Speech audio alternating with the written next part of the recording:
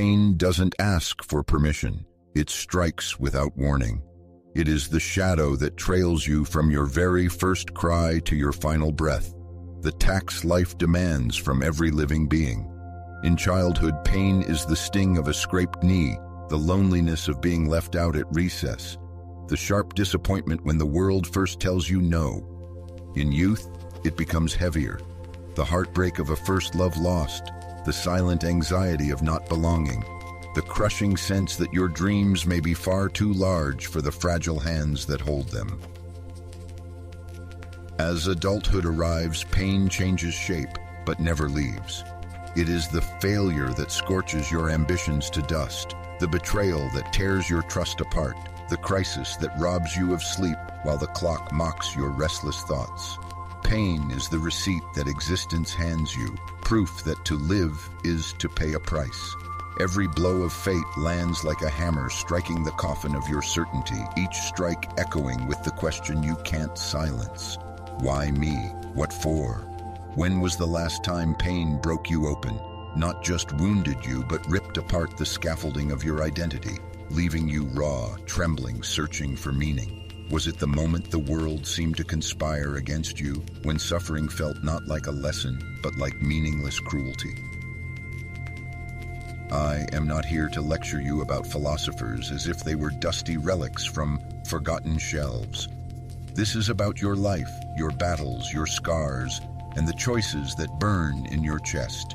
Yet in this very struggle, in the arena of your own mind, two giants of thought collide: Arthur Schopenhauer and Friedrich Nietzsche. Their philosophies are not abstract. They are living forces wrestling for your soul, each offering a radically different path through the storm of existence. Schopenhauer would say, flee from pain. For him, life is an endless flood of suffering, a torrent of desires that can never be satisfied. Desire, he warns, is a trap. It dangles promises of happiness, but once you reach for them, they dissolve into disappointment, leaving you emptier than before. His advice is clear: step out of the flood. Release your cravings, reject the endless chase, and discover peace in stillness, in surrender, in a quiet refusal to be enslaved by the demands of life. Nietzsche would strike back, do not run. He would command you to march straight into the fire. Pain, for him, is not the enemy, but the forge of your very soul.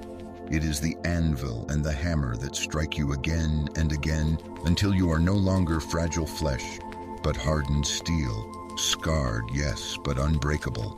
Schopenhauer would whisper, heavy with sorrow, your victories are illusions, mere smoke fading into nothing. Nietzsche would laugh, his voice alive with defiance. But in that smoke, flames are born, and in those flames, greatness rises.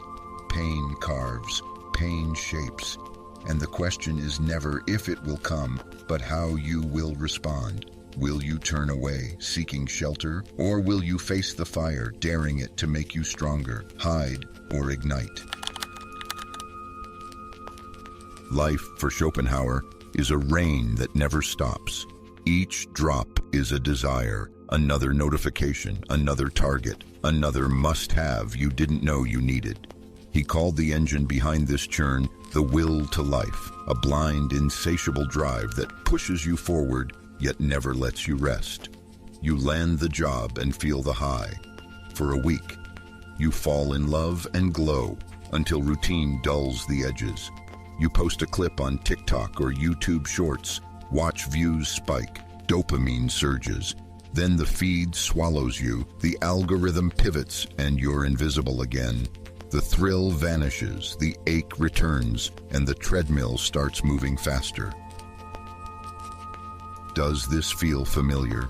You scroll through Reels, Shorts, and FYPs that never end.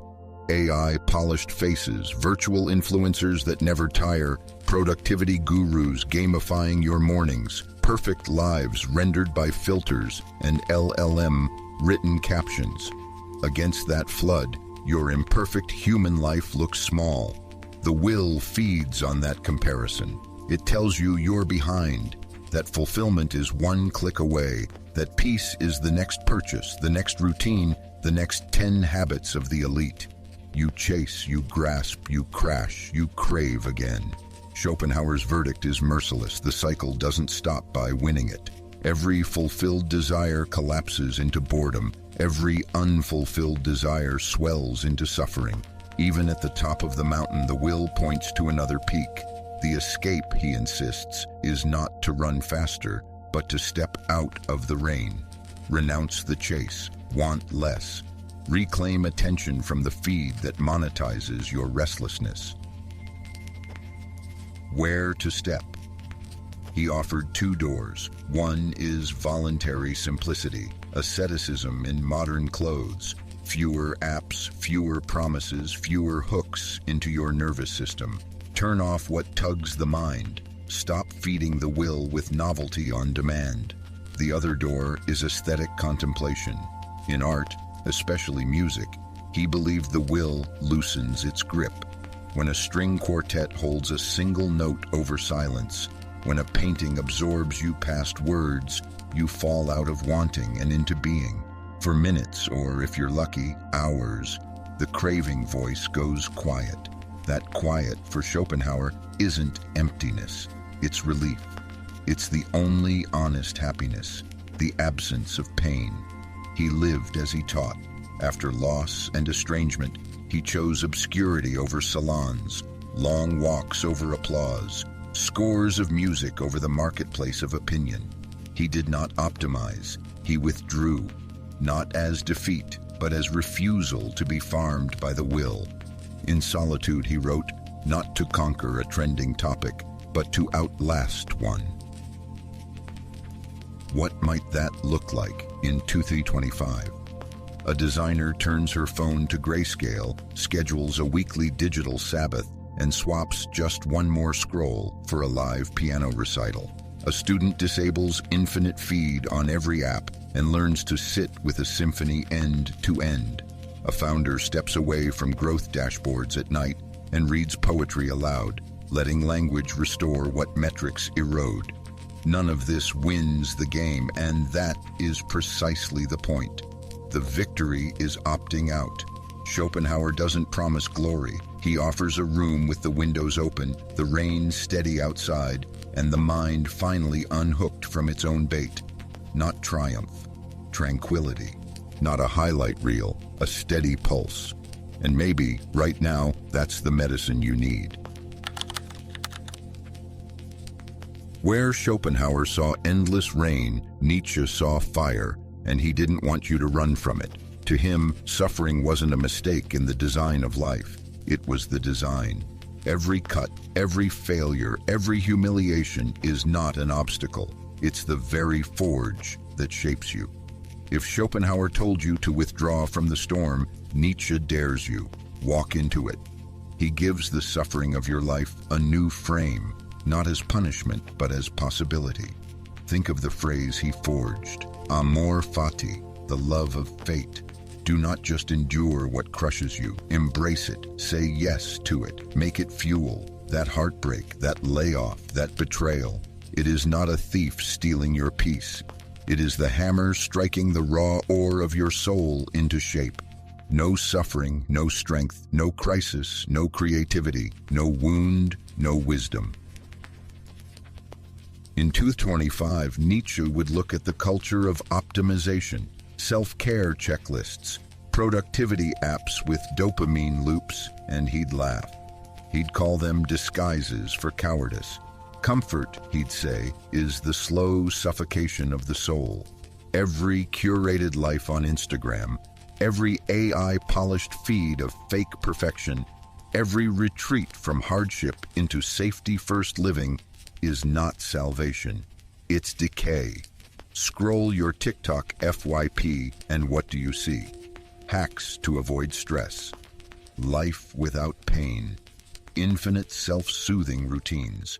Nietzsche would grab the phone from your hand and smash it on the floor. That, he'd bark, is the real poison. Not the pain you run from, but the cowardice of avoiding it. Do you not see?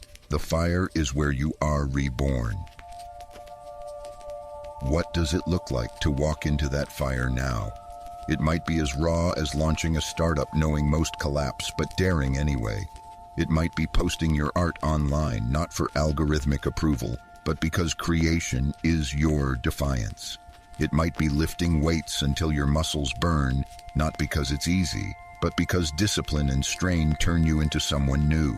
It might even be telling the truth in a culture of curated lies, risking rejection to claim reality as your own. Nietzsche's challenge is brutal. Don't just survive your hardships. Multiply through them. He gives you no escape, but he offers transformation. When the fire eats you, you rise. When life throws you into the abyss, you carve steps into its walls and climb out stronger. You have a choice. Do you become smaller with each wound, or larger? Do you retreat into a padded cell of comfort, or step into the flame with teeth bared? Nietzsche's voice cuts across centuries, across your earbuds right now. Become who you are, and who you are is born in fire. Two visions, two roads. Schopenhauer stares at life and says, "It hurts, therefore withdraw." Nietzsche stares back and roars, "It hurts, therefore fight." Between them stands you, the one who must decide whether to extinguish the fire or to feed it. Schopenhauer whispers with the weight of centuries, "Desire is a trap. Every craving chains you tighter to the wheel of suffering. Renounce, detach, end the cycle by stepping away." His philosophy is like a monk's retreat: silence, shadows, resignation. To live well is to stop wanting. Nietzsche explodes with fury. Want more, demand more, risk more. He calls Schopenhauer's retreat cowardice, a refusal to bear the crown of existence. What you call pain, Nietzsche calls the raw material of greatness. Every tragedy, every humiliation, every loss, you must not only endure them, you must devour them, transform them into fuel. He doesn't want you quiet in the monastery. He wants you standing on a cliff screaming at the sky. And yet listen closely, because here is the paradox. Both men are telling the truth. They're just speaking to different souls. Schopenhauer understands the exhaustion that breaks you, the moments when you're so tired you want to vanish into nothingness. Nietzsche understands the rage that won't let you die, the spark inside that refuses to go out. In 2025, their battle still rages inside your mind. Open your phone and the duel is alive. On one side, endless wellness influencers telling you to unplug, retreat, meditate your problems away. On the other, hustle culture shouting, grind harder, want more, no excuses. Schopenhauer and Nietzsche are both inside your feed, both inside your skull. One promises calm, the other promises conquest. Which path saves you and which destroys you? But maybe the clash itself is the answer. Maybe the secret isn't choosing one voice, but learning when to listen to each. Sometimes you need Schopenhauer's quiet to survive the night. Sometimes you need Nietzsche's fire to rise in the morning. Balance is not weakness, it's war strategy. Retreat to recover, charge to conquer. Still, Nietzsche would warn you not to linger in retreat too long, or you'll rot. Schopenhauer would warn you not to burn in ambition too long, or you'll collapse. The tension between them is the rope you must walk. Too much resignation and you fade. Too much fire and you burn out. This is not abstract philosophy. This is the battlefield of your life. The question is not who was right, but who is right for you right now. Why does pain feel so unbearable? Because it is not just physical, it is psychological. Humans don't only suffer wounds of the body, we suffer wounds of the mind. Schopenhauer saw this clearly. The human will is never satisfied. We are creatures of hunger, endlessly reaching for more, and because our desires have no end, our suffering has no end. Think about it. You crave love. Yet once you have it, fear of losing it gnaws at you. You work for success, yet every milestone achieved only exposes a higher mountain to climb. You buy the new phone, but the next model is already being advertised. The wheel keeps turning, dragging you forward. Schopenhauer would say, "This is the curse of being human." Even in moments of triumph, the seed of dissatisfaction grows.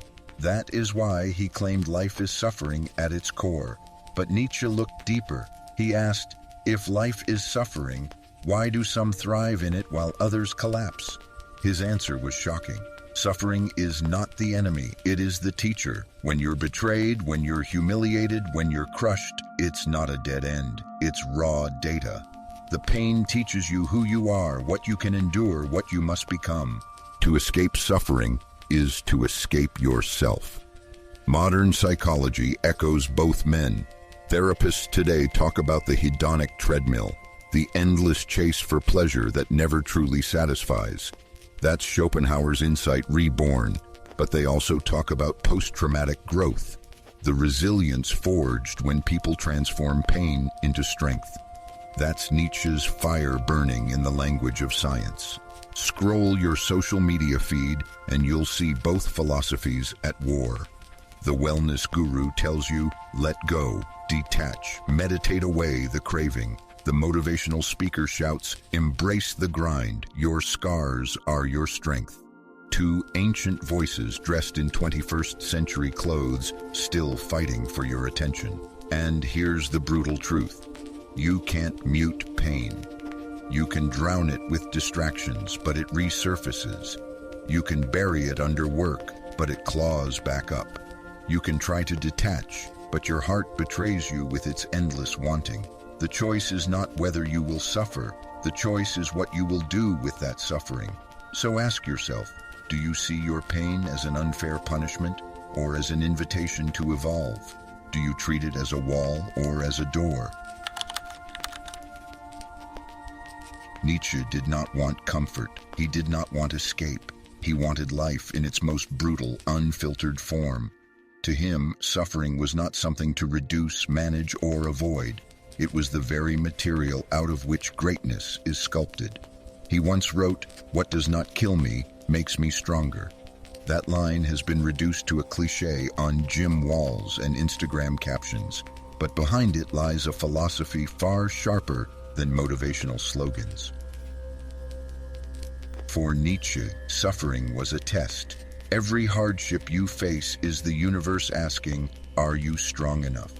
The betrayal that shattered you, the job that broke you, the illness that almost ended you, Nietzsche believed these are not accidents.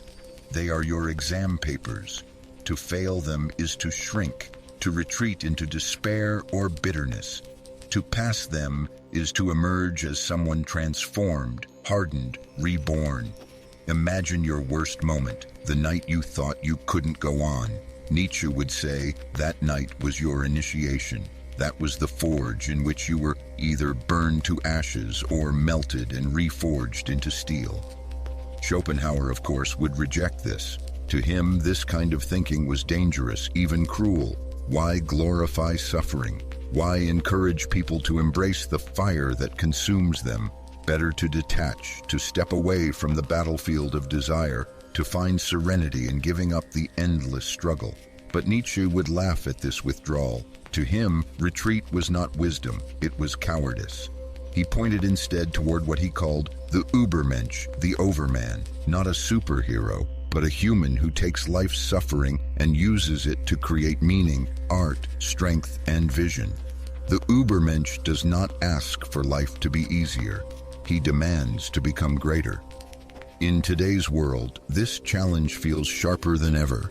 Every day you are bombarded with choices. Scroll endlessly or build something, complain about life's unfairness or rise in spite of it, blame the world or sharpen yourself against it. Nietzsche's challenge echoes across time. Will you become the one who grows through pain or the one who runs from it? And here is where his philosophy cuts to the bone. There is no neutral ground. Every difficulty either weakens you or strengthens you. Every scar is either just a wound or proof of rebirth. Nietzsche dares you to decide which it will be. So pause for a moment and ask, if your pain is a test, how are you answering it? Nietzsche sharpens his words like blades. He who has a why to live can bear almost any how. That is not a casual phrase. It's a compass forged in the dark. The why is not given to you. It's not written in holy books, not handed down by family, not dictated by society. It must be carved by your own hands, pulled from the marrow of your suffering. Without it, you drift like a ghost, tossed between distractions and disappointments. With it, every storm, every injury, every betrayal becomes fuel. You don't just endure, you transform. Think of Viktor Frankl, a man swallowed by the abyss of the concentration camps. Everything was stripped from him, family, freedom, even dignity. Yet he found survival in purpose, to bear witness, to help others, to find meaning even in the horror. His body starved, but his spirit sharpened. This is Nietzsche alive in flesh, not denial of pain, but the turning of pain into a weapon. And here's the provocation Nietzsche throws at you directly. What is your why? Not tomorrow, not in theory, right now. When pain comes, when your heart breaks, when your dream collapses, when illness cuts you down, what reason will keep you standing? Because without it, Schopenhauer's resignation waits at the door, whispering that surrender is easier, quieter, less brutal. But Nietzsche says, choose the harder path, choose fire. Suffering without meaning corrodes, it empties you. But suffering with a chosen meaning can crown you. The crucible of pain can either dissolve you into ash or forge you into a sword. What is your choice? To be broken or to be sharpened? But here's the real challenge. You can't just think your way into strength. You can't sit in your room nodding at Nietzsche's words and expect your life to change. Life will test you. It will drag you to your knees, and in that moment, Schopenhauer's whisper will sound tempting. Escape, retreat, give up your desires, and the suffering will fade. That path is always waiting, always offering the comfort of surrender. But Nietzsche dares you to take the harder road. When pain arrives, don't curse it, use it. When rejection stings, when your dreams collapse, when loneliness squeezes your chest, say, this is my crucible. The world has thrown me into the fire, but I will come out forged. This suffering is not my prison, it is my proving ground. Imagine the version of you who has endured and grown. Stronger, sharper, unshakable. That person is waiting on the other side of your trials. Nietzsche called this the Übermensch, the human who rises above, who transforms suffering into strength, who creates meaning where others see only chaos. And you are not excluded from this destiny. You are standing at the gate right now. So here's the question you can't avoid. Will you escape or will you embrace? Will you let pain define you as victim, or will you seize it as the raw material of greatness? The choice, as always, is yours. And if this message struck something deep inside you, don't let it fade into another passing thought. Make it an act. Hit subscribe, because here we dive deeper every week into the philosophy that doesn't just live on paper, but burns in your blood. Share this with someone who needs to hear it, someone who is fighting silently. And remember, suffering isn't your enemy. It's your invitation to rise.